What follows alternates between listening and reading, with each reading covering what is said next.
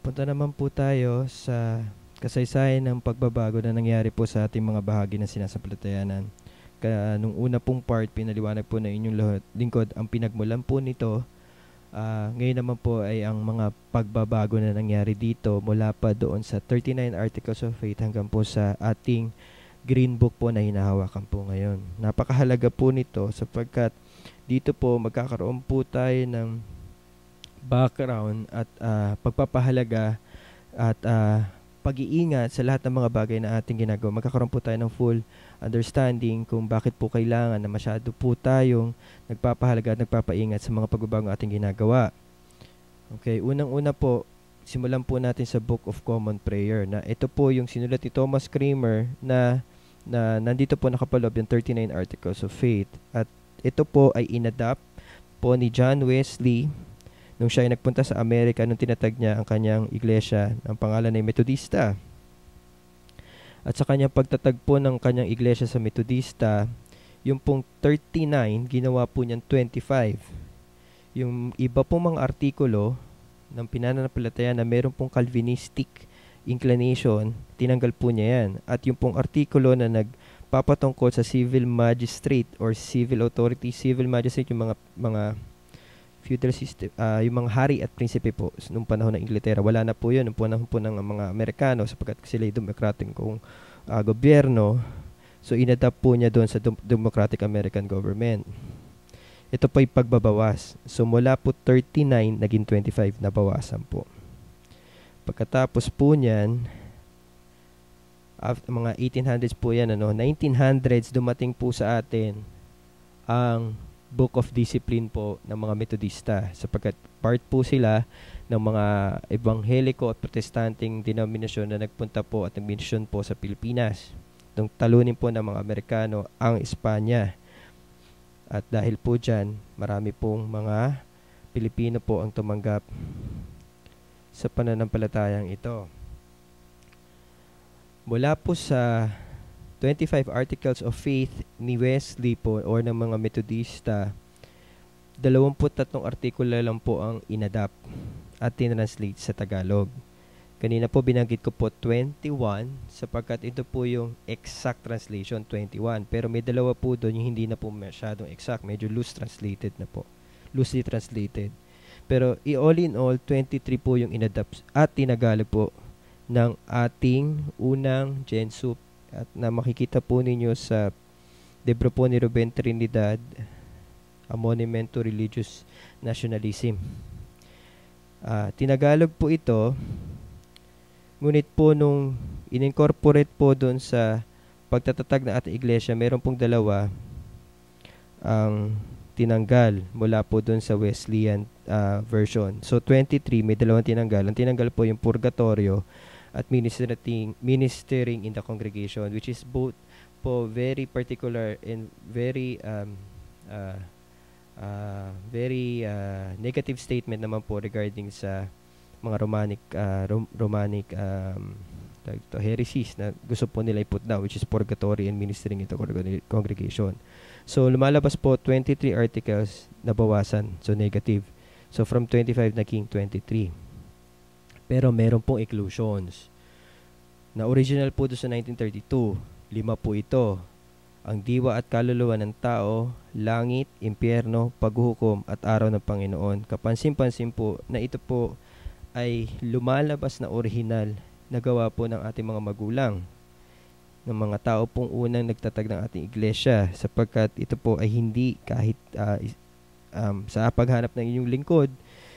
Ngayon, kung meron po naman po makakapagsabi at makakapagturo kung saan ito nanggaling, ay welcome po. Pero as far as I know po, ito pong 5 ito po ay hindi po kabilang dun sa Wesleyan Articles of Faith. Ito po ay galing sa kanila. So, out of, may 5 po yan, So, from 23, from 25 naging 23, binawasan, nagkaroon po ng additional 5. So, naging 28. Kaya kung mapapansin po nyo yung 1932 na ating version po ng Book of Discipline, Doktrina at Disiplina ng Iglesia Unida, 28 articles po yan. Okay. So, susunod po yung 1975 na Blue Book. Yung 1975 Blue Book po ay manuscript po yan nung una. 75 po yan na complete. 1975 po kompleto yan, pero na-publish po yan late 90s na. Pero same content. Ang nangyari po dito sa 1975, niretain naman po niya yung 28 articles. Kaya lang po, medyo nagkaroon po siya ng editorial freedom. Inedit po niya yung form or yung arrangements, masyado po naging malaya. Kaya medyo nung minana na to ng Green Book, medyo ganito po ang nangyari. 28 Articles of Faith. Yung 29th article, naging po yung tuntuning pangkalahatan.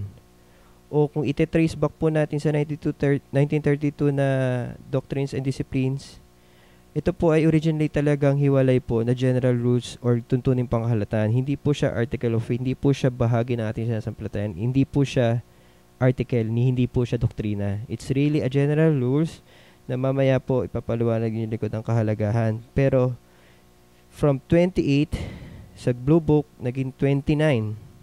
And more than that po, nagkaroon po ng dalawang bahagi ang AOF o Articles of Faith natin sa Blue Book.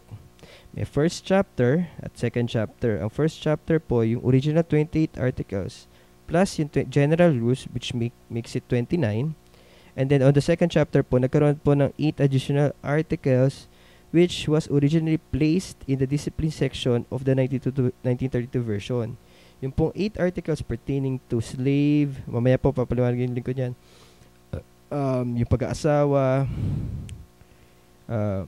pananambit ng hindi magandang salita, lahat po yan ay under discipline section po ng 1932 version. Hindi po yan bahagi ng ating Articles of Faith. Yan po ay mga pagpapaliwanag ng mga artikulo ng mga kaugalian na isinusulong po sa general rules or tuntuning pangkalahatan. Mamaya papaliwanag po ninyo lingkod yan. So nagkaroon po ng masyadong malayang editorial editing po dun sa 1975 version nung ating pong naging Articles of Faith coming from 1932. Wala pong content na nabago. Editing po. Pero it led to this form po na which is hindi na po kaparehas nung 1932. Okay. Coming out from 1975, no, we go now to the 1998 Green Book. Okay. The Green Book po was a result of the 1998 Constitutional Convention. One of the obvious na changes was the removal of the kasaysayan portion at tagubilin ng pahayag ukol sa pag-iisa. Hindi na po yun nandun sa 98, pero nandun po yun sa 75, nandun po yun sa 32. So, nagkaroon po ng deletion or removal. And aside from that po, nagkaroon po ng additional Articles of Faith noong 1998. And obviously po, lulutang po ito sapagkat traceable po sa history po ng mga pagbabago. Ang mga nagdagdag po doon sa originally 28 articles ng 1932 ay ang apat na ito: ang pagbabalik ni Jesus, the second coming of Christ, ang paggamit ng iba't ibang wika or speaking in tongues, bautismo at kapuspusan ng Espiritu, baptism of the Holy Spirit, and then kaulob ng Espiritu Santo or the spiritual gifts. Mamaya po, babanggitin ng inyong lingkod din yan.